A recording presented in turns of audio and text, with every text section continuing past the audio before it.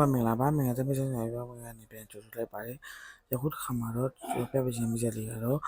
ထိုင်းနဲ့တရုတ်နဲ့ဖတ်ဆက်ပြီးထုတ်ထားတဲ့ကမ်မီယူ CM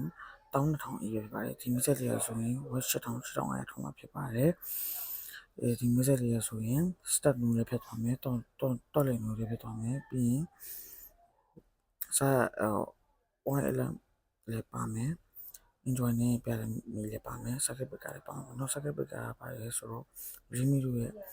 wire နဲ့မှာ short ဖြစ်တယ်ဆိုရင်အဲ့ဒါ auto ပြုတ်ကြပြီးပါတယ်အန်ဒီနဲ့ကောက်ွက်ပြီးပါတယ်ပြီးတော့ဒါတော့နှုတ်ဖြစ်သွားတဲ့ပုံမှာ main ကလေးလူငယ်လူကြီးလူလက်အကုန်လုံး AACC ဘယ်မှာမှနဲ့နှုတ်ရအောင်မှာဖြစ်ပါတယ်ဒီ message လေးကိုတော့ဝယ်ယူအပ်ပေးခြင်းဆိုတော့အမှန်50နဲ့58 54နဲ့အဲ့ဒီ block နဲ့ကိုပစုံနောက်မှုနဲ့မြန်သမီးပစုံနောက်9ဝယ်ယူအပ်ပေးရပါတယ်ဆက်သွယ်မိမဲ့လူဘက်ကဆက်သွယ်ရဲ့ဖုန်းနံပါတ်3988 5583နဲ့39 5583နဲ့39ခုငါတဲ့နည်းနည်းချောက်ကူလို့ဆက်သွယ်မိမဲ့မှာ